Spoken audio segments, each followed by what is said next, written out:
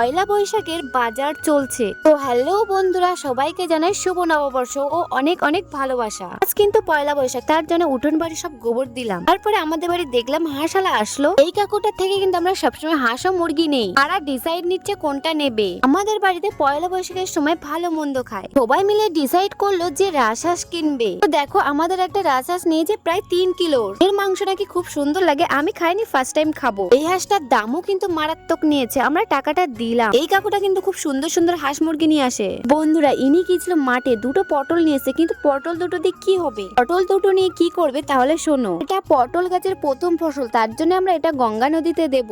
এমনিতেই কিন্তু আজ পয়লা বৈশাখ, তার জন্য আমরা সবাই গঙ্গায় স্নান করতে গেলাম। এই গঙ্গাতে কিন্তু সবাই আজ পুজো দিয়েছে, আমরাও গঙ্গার জলে স্নান করে পুজো দিলাম। তো সেই ভিডিওটা তোমাদের দেখাতে পারলাম না। যাই হোক, আমরা স্নান করে বাড়ি চলে আসলাম। সেই কিন্তু ড্রেস চেঞ্জ করে খেতে বসে গেলাম। আর যে ড্রেসটা আমি পরেছি, এটা আমার মা পয়লা বৈশাখে দিয়েছে। তো এটা আমাদের সকালের মেনুতে ছিল জিলাপি, মিষ্টি ও মুড়ি। মিষ্টিগুলো অনেক সুন্দর ছিল খেতে, তার সাথে কিন্তু আবার তরমুজও ছিল। আমরা কিন্তু পয়লা বৈশাখে ভাত খাইনি, সকালে এটাই খেয়েছিলাম। শ্বশুর বাড়িতে আজ আমার সারাদিন অনেক সুন্দর কেটেছে। তোমাদের কেমন লেগেছে অবশ্যই কমেন্টে জানাবে।